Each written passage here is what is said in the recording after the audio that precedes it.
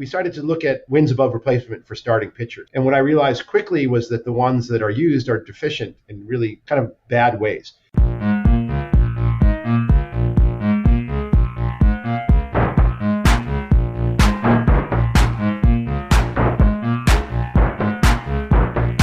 Welcome to another episode of the Football Analytics Show. My name is Ed Fang, your host. And on this episode, I'm thrilled to have Professor Adi Wyner on the show. He is a professor at the Wharton School at the University of Pennsylvania. He got his undergraduate degree in math from Yale University, and he got his PhD in statistics from Stanford University. Among other topics in the show, we talk about the two influences in grad school that had a huge influence on his life, both professional and otherwise. He tells us about his most recent research into March Madness brackets, and he also describes his research in how to better evaluate baseball players. The Football Analytics Show is brought to you by the Power Ranks Sports Betting newsletter. This is a free service that strives to be three things. 1, valuable. 2, concise. 3, entertaining. Every Saturday, I send out my curated list of sports betting tips, analytics, and humor. As we get closer to football season, I will be sending more of my analysis and my bets for both college football and the NFL. To get this free service, go to thepowerrank.com. That is my site for better sports betting through data and analytics. Once again, that's thepowerrank.com.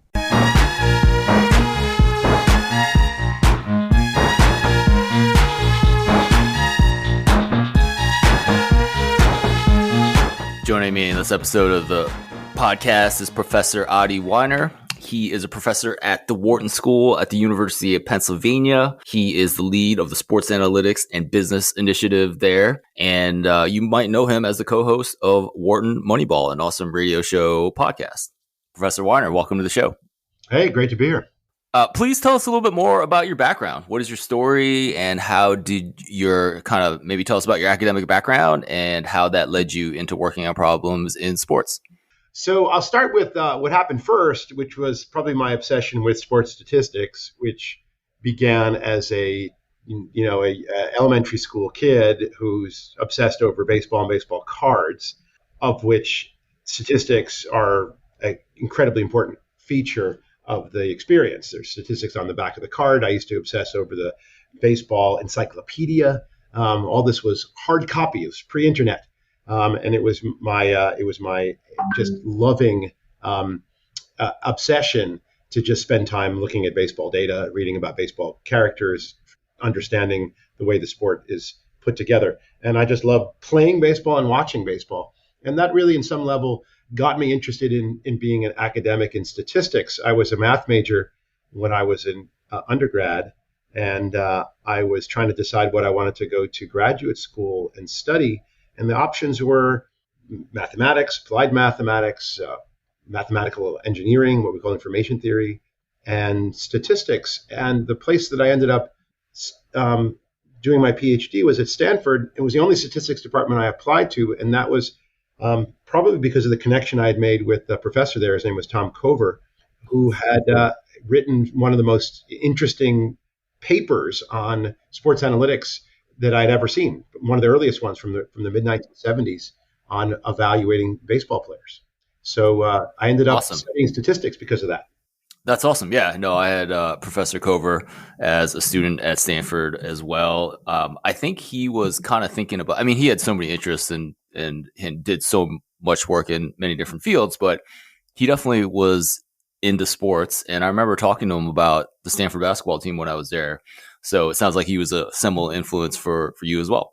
Absolutely. He had a small research group that I would regularly attend, and he was interested in funky problems relating to sports, to gambling, to prediction models, all things that are related to sports analytics. Eventually, sports analytics wasn't even a word back then. I was there in the early 90s. That's what really motivated me. I worked on what we called entropy estimation. It's some of my earliest research on taking strings of numbers and letters and figuring out how random they are. And this is something that Tom Cover was very interested in as well. And I invented an algorithm for estimating the entropy empirically, sort of accurately with as little data as possible. And I applied it mostly to things like trying to summarize the complexity of texts. Interestingly enough, you can see very clearly how the earlier inaugural addresses by our presidents from 150 years ago, Lincoln, Washington, are much more complex in terms of language and entropy than the more recent ones. And that's the things I worked on. But I applied it to try to see whether or not there was streaky behavior in baseball. Okay. Didn't find any, by the way. Right. I think it's been kind of hard to find streakiness in a lot of sports. But back at your time at Stanford, was Professor Cover, did he end up being your thesis advisor? Yes, he was one of my advisors and on my committee, and I miss him terribly. He passed away a number of years ago, and he was a fantastic human being and really interesting and a great person to spend time with. Yes, I believe I still have his information theory book somewhere on my bookshelf, right? I mean, that was his primary area of research and what he was famous for. Absolutely. And then I think there was some gambling stuff in there, if I'm not mistaken, right? Because information theory is exactly how you get the Kelly criterion and how to optimally wager. Yes. And in fact, all that comes from information theory. I mean, when I try to explain to people why the Kolbach-Leibler divergence is something that you want, which has taken a life on its own. It's all over the place now. It is a gambling loss. If you want to make as much money as possible, as fast as possible, you want to be betting to minimize the Kolbach-Leibler divergence between your probability estimate of what's going to happen and the truth. And it's just a great way to think about loss. And we have other loss functions like L2, which is squared error, L1, which is absolute error, and all kinds of Gini indices that we talk about. But there's divergence, which has a great gambling interpretation. So information theory can make a lot of mathematics connected to the world, and it does it for sports and gaming. For sure. So what was the name of the divergence? The Kolbach-Leibler divergence, sometimes called the KL divergence, sometimes just the divergence. And I presume the cross entropy. You probably ran into it. If you take out your information theory book, it's going to be in the second chapter. Okay. And I presume it's something about you're taking the natural log of the difference in those probabilities, and that's what ends up being useful. It's actually the expected value of the log of the ratio. Okay. Right. Awesome. Okay. Well, I will have to pop open that book. So you get your PhD from Stanford after working with Professor Cover, and what was the next journey, and how did sports fit in there? Well, that's a funny show. I actually have a little discussed side gig. I went and actually sang opera for about 5 years, opera, Broadway. Awesome. Yeah. All the while actually continuing to do research in statistics and mathematics and engineering and information theory, and ended up deciding that I wanted to stay in academia. And some of the articles that I had written having to do with entropy estimation, with string matching, pattern matching, probability theory, were published in some really nice places. And I ended up getting a job at Wharton in the stat department. And that's where I've been ever since. Awesome. So did you always sing? And then after you got your PhD, you decided to go sing opera?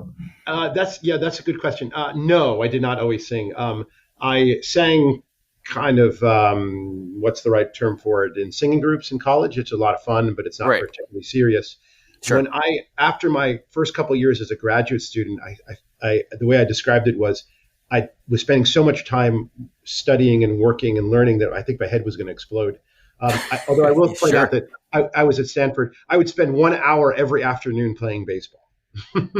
Awesome. That was just great fun, but that was that 1 hour, 4 or 5 days a week, and that's it. And I saw a sign just on the campus with a notice saying, if you want to take singing lessons, audition, and you can take it for free. So I auditioned and I was selected, and I improved really rapidly. And that's what happened, because I never had really serious lessons before. Awesome. As a matter of irrelevancy, but I was always extremely loud. Okay. And to be a professional singer, one has to be very powerful vocally. And so I just had to learn how to control it. And that's what I learned. And then this was like how you made a living for a couple of years. I wouldn't call it a living. Okay. It's not. That's kind of one of the reasons why I didn't continue it. It's just an extremely long road, Sure. and highly uncertain. It's kind of like playing professional football. You can get injured. It's lots of time, and the outcomes are highly uncertain. I used to have kind of like an advisory role at something called sophomore college at Stanford. And so they would bring the professors in, and it was always interesting that the liberal arts professors were like, oh yeah, I took some time off before college and after college to go find myself, yada, yada, yada. And those stories were always kind of cool. And then all the science and math people were like, oh, I was smart in high school, and then I was smart in college. And then I was smart in my PhD program. It was a much less interesting story. So I really love the fact that you are obviously at the top of your field in terms of mathematics and statistics. But I will say, some of the people who influenced me were in the stat department who were really encouraging. So Percy Diaconis had been a professional musician. Magician, and he was very encouraging of me trying to pursue some of my interests. And so is Tom Cover. He was one of my biggest musical fans. He came to every performance I did at Stanford and would sit in the front row. And in fact, if you didn't know how to read a letter, apparently one of the letters he wrote for me spent as much time talking about my talents as a musician as a mathematician. that was taken the wrong way by more than one reader on the other end. Yeah. Percy Diaconis was good friends with my thesis advisor, so he was on my committee, and such a talented guy. And he wasn't he also like a professional level violinist too? If I'm not mistaken. Think so. I know he was a magician, but that would be a piece of trivia that I've never heard. And he was a longtime associate of my father's at Bell Laboratories. So I don't know the answer to that, but I've never heard it before. Okay. Well, we'll look it up on Wikipedia afterwards. Yeah. Awesome. So, Professor Wyner, maybe take us to now your time at Wharton. You run the Sports Analytics and Business Initiative. Tell us about some projects that are interesting to you right now. Yeah, so it's interesting because this is something that sort of grown over the years. My first 10 years at Wharton, I did very little of this, but sports analytics has become actually quite accepted in the statistics community. So I have graduate students who are working on some really great stuff. The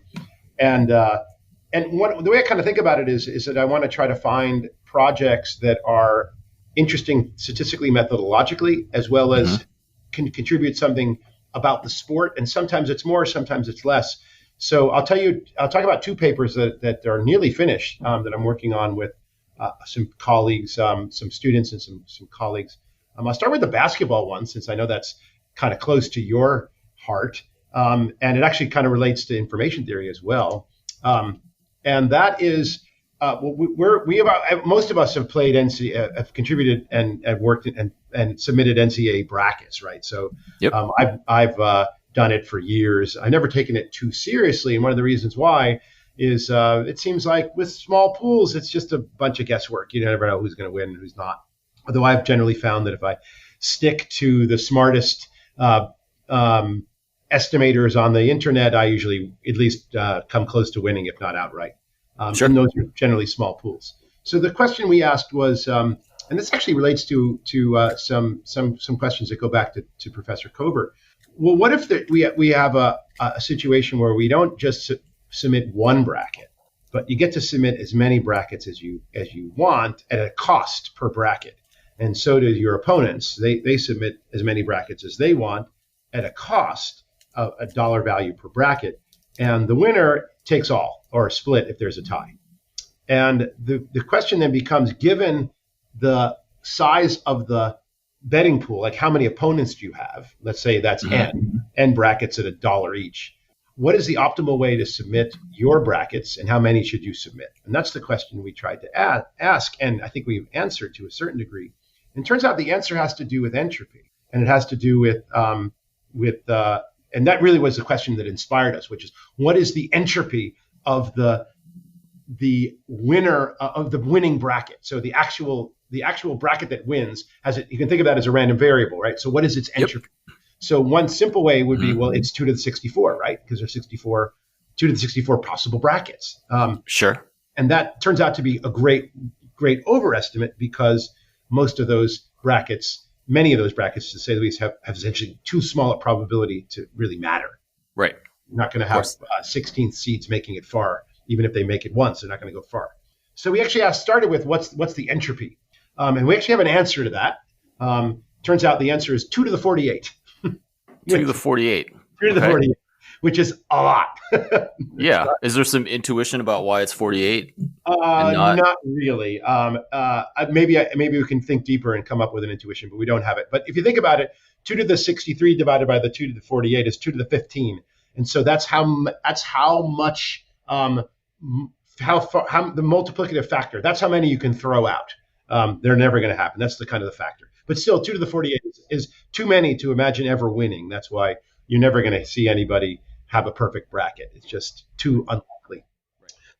So that's kind of inspired us with the initial question. And the next question we wanted to ask was, what's what we call the multiple brackets problem? So if you're only betting against just a few opponents, the optimal strategy is what is mostly chalk with some variation, but mostly chalk, meaning you bet the favorites pretty much across. Right. And what pool size do you usually think about? So we were thinking about 100, right? Sure. 100 competitors. Now, of course, all this what matters, and this is the unknown, is how are your competitors betting? And that's the, you have to, if they're all betting like you, that proposes a different strategy. Right. So that I still haven't had a good handle on. But basically we considered the multiple brackets problem from 100 to about 10 million. So imagine you have 10 million opponents. What you really want, and that's a lot of money in the prize pool. You want to make as few bets as possible to have a decent chance of winning. So we asked the question, how many brackets do you have to bet before you have, say, a 10% chance of winning? And the answer is not 1 million. And that's if the public's doing 10 million and you're doing 1 million, and you're all betting the same way, then you're about 1 in 10 shot. It turns out that if you assume, and this is part of our assumption, that the public doesn't understand, meaning that the public, when they bet in multiple brackets, is still betting almost the same way that they would bet when they're betting in a smaller situation. So how does one bet when you're betting with 100 opponents? Mostly chalky. How much is one bet when you're betting? In other words, if you're betting with one bracket, you need to be fairly chalky. Sure. But if you're putting lots of brackets in, you actually want to diverge from chalkiness. And what we have is a formula that shows you how much divergence from chalkiness is optimal. And it turns out that once the opponent pool is large enough, you no longer want to be chalky at all. You want to be random. Okay. And so, I mean, I presume there's like a formula, right? Yes. To generate these brackets. Yep. So, and it's a function of how many there are in your opponents. So if you have 10 million opponents, you want to be random. So in other words, you pick according to the odds of each team winning.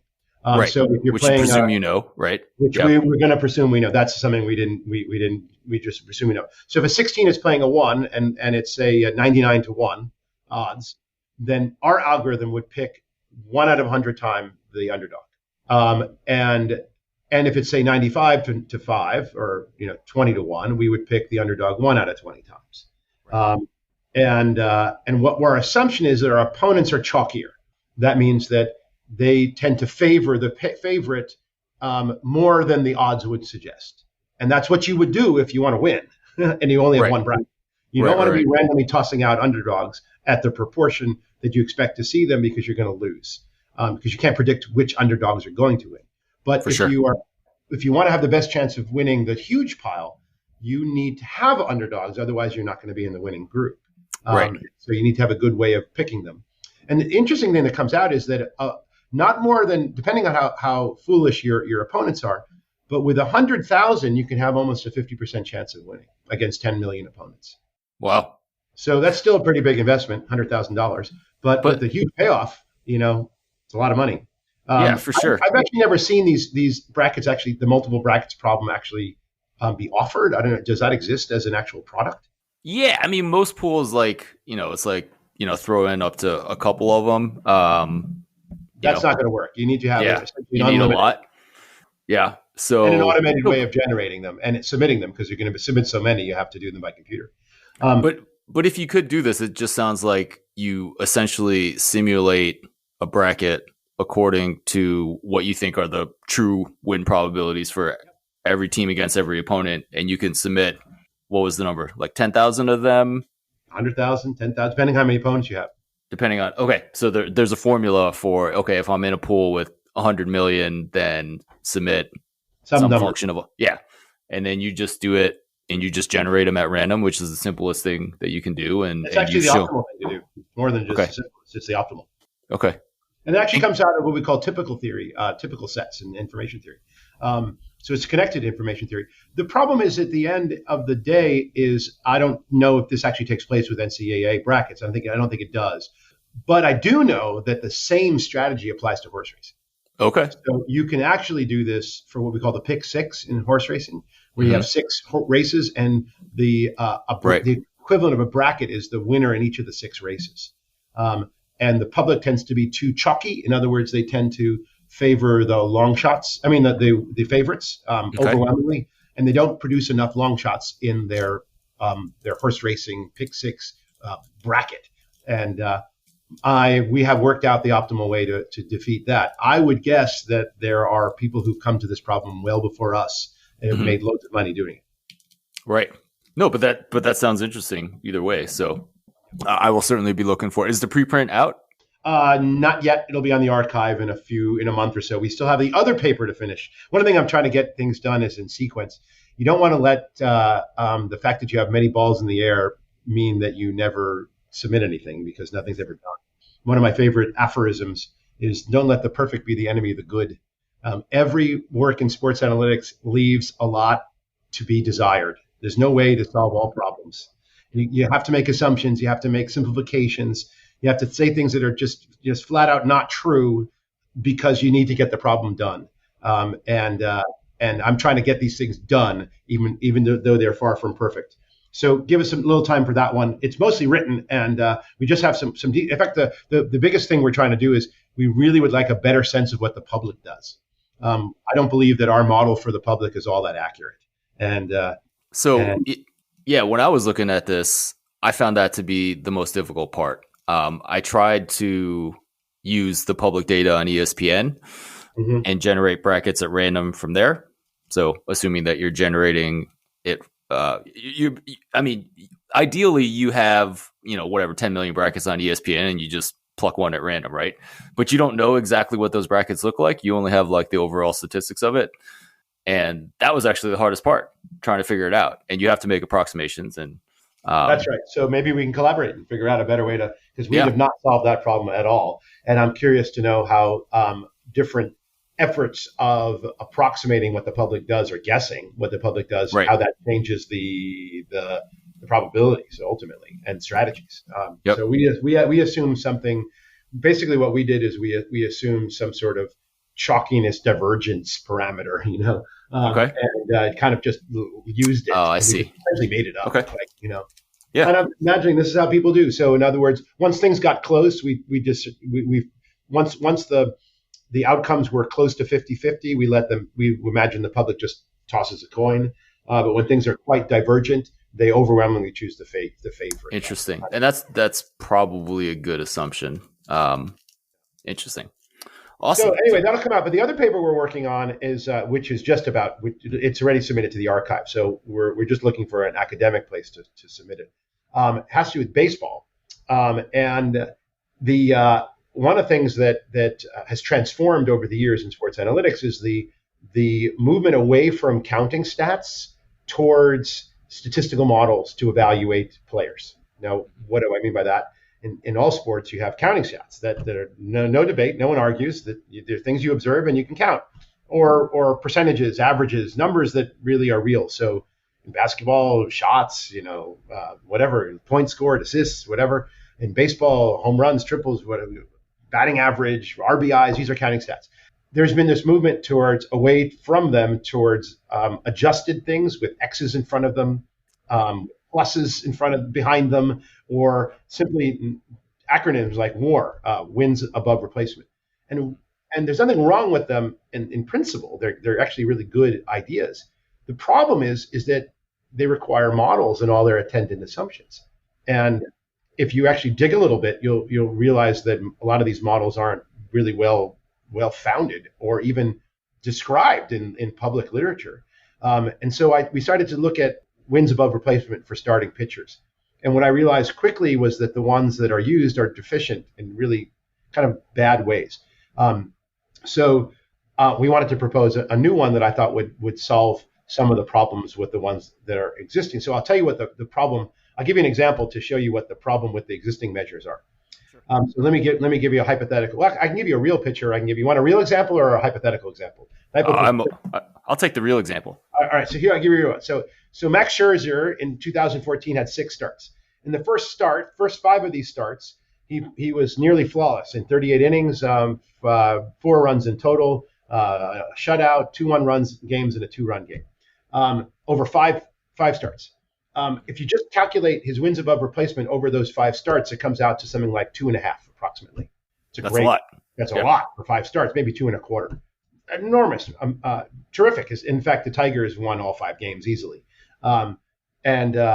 But of course, a replacement starter would win a few as well. So that's why it's not 5. It comes out to be about 2.5. So, and now here's what happened. In the next start, 6th start, he actually gave up 8 runs and was pulled in the 5th inning with runners on 2nd and 3rd. So he's actually charged with 10 runs in 4 innings. Okay. So, what happened to his WAR when you added his 6th game? Well, it went down from 2.5 to 1. He lost a game and a half with only 1 run. Now that doesn't make sense. You can't lose. You can't even lose. You can't even a replacement winner players will win some games. So you can't even lose more than about 0.6 of a WAR in one game. It's not possible, right? Actually, 0.4 of a run in one game. You can't. Yet he was charged with almost a win and a half loss on his total because of this blowout. And the reason it has to do with it is that the way WAR is calculated is they calculate your average statistics, and then they calculate your WAR per game, or really per inning, and then they multiply by your inning. So what it does is it ignores variance. And because a game can't be lost more than once, and because runs allowed is convex, the probability of winning a game is convex in the runs allowed. None of this, the standard formulations are just wrong mathematically. So we wanted to fix that. And the way we proposed to fix it was to calculate WAR on a per game basis, which we did. And we also tried to solve some of the attendance assumptions, which are difficult, which is how do you get accurate estimates of the probability of winning a game given your runs that you've given up. So it's kind of, and also how do you properly adjust for park and era and sort of the overall batting environment. That makes a lot of sense because if you're playing in 1968, when Bob Gibson had his fantastic season, batting averages were, and offense was tiny back then. And as opposed to Pedro Martinez in 2000, when he was in the height of the steroid era. So performances in different parks, in different eras, in different leagues have to be properly adjusted for. None of the literature is actually any good on those topics. So we wanted to really delve deep into that problem and basically finished it. And we have a new measure of WAR, which I think is much, much better than the current ones. And they actually predict better, too. So if you're trying to predict future value out of a player, you're better off using our measure than the others. But I think they're also much more sensible. And one of the nicest way to recognize that they're more sensible is that it solves a couple of problems that arise. So one of the criticisms of analytics in sports is that the conventional wisdom sometimes goes diametrically or is against what the statisticians are saying. And we're hearing that a lot. And sometimes the statisticians are right, but sometimes there's a mistake on the statistic side, and you have to be open to recognizing that.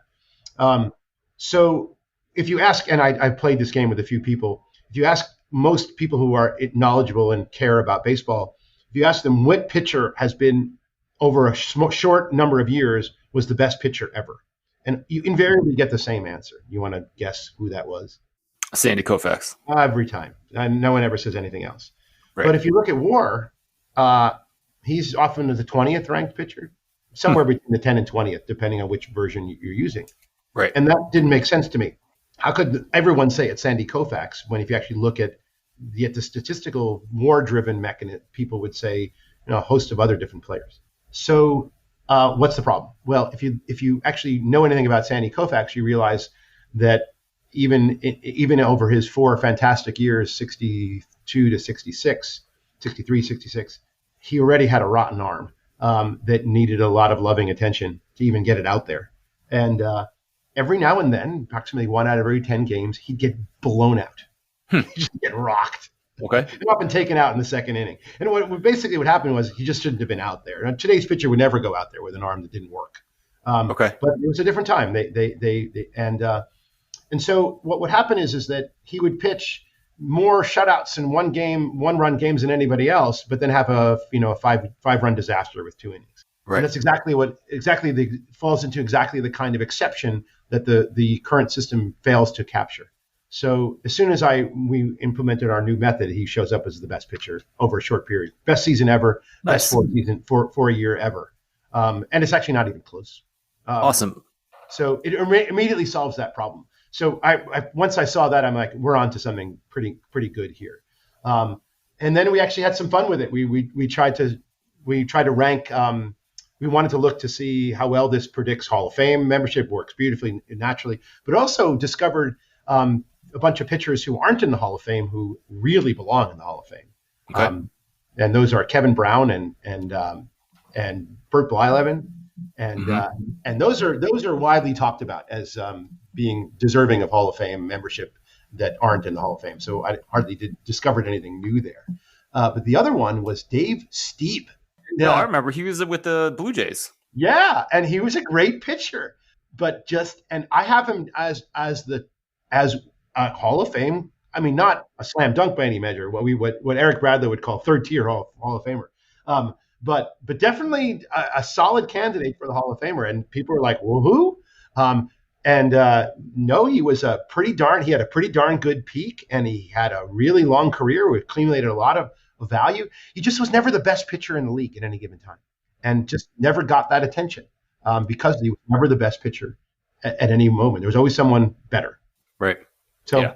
Fascinating. So just to summarize what you've done, it sounds like you cleaned up a lot of aspects of WAR, not letting the fluctuations of a single game kind of skew the results for a pitcher, did proper park adjustments, error adjustments, and now you have a better version of WAR. Yep. In fact, if you think about it, and I like to, when I'm talking to my students, a lot of time I spend working with the students, is that we're looking for originality and we're looking for value. Of course. And I don't think anything we did here is all that original. Most of the things that, we're not the first people to do park effects. We're not the first people to do error adjustments. Right. We're not even the first person to do sort of support neutral per game assessment of a pitcher value. They didn't call it WAR back then, but it's quite similar to what we're doing. But I think we're the first person to do all of them together and all of them seriously and all of them kind of properly. And I think it'll have a lot of value if it doesn't have that much innovation. Awesome. Ideally, you're looking for something that's both highly original and innovative and valuable. But those are hard to find. For sure. Is there a website with your results on them? Yeah. You can go to it now. It's called gridwar.xyz. Okay. Now, it's still a work in progress. We haven't put up the methodology yet, but gridwar.xyz, and you can get a lot of the you can just start searching and playing around and see what it shows up. We also included 2 other versions of WAR for comparison purposes. The Fangraphs fielding independent pitching version, which has its own problems because it's based only on home runs, walks, and strikeouts, and then the Fangraphs runs per 9 version. And which has, which is basically runs based. And for the most part, our grid WAR, we call it, is quite similar to those other metrics, except when they're not. And those are really interesting. We call it grid WAR because it's based on the probability of winning a game at any value IR, where I is the number of innings you've pitched and R is the number of runs you give up. And that function we call the grid. It's our F function in our paper. And the act of estimating that is actually quite a significantly interesting statistical task. You can do it empirically, but it's a disaster if you do it empirically. Not horrible, but it's by itself is a fun thing to pursue. So you actually had to So you actually had to dig into the theory to get that estimate, this grid estimate? Yeah, you have to do some statistical theory. So we tried the empirical distribution, and that has problems.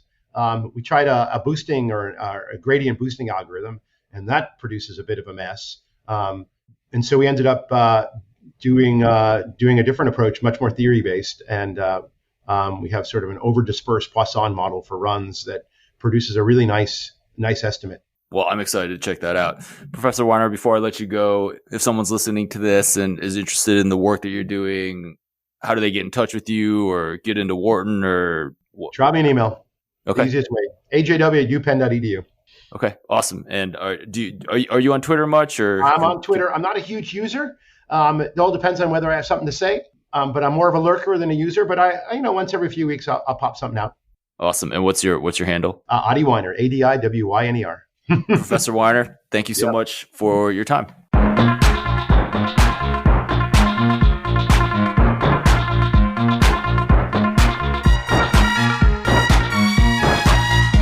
My name is Ed Fang, your host for the Football Analytics Show. I really hope you enjoyed that conversation with Professor Adi Wyner. Just a reminder, you can get my free sports betting email newsletter. Go to thepowerrank.com. Every Saturday, I come at you with a couple bets, some analytics, and a little bit of humor. Once again, my name is Ed Fang. I'm honored to be your host for this podcast, and I will talk to you again soon.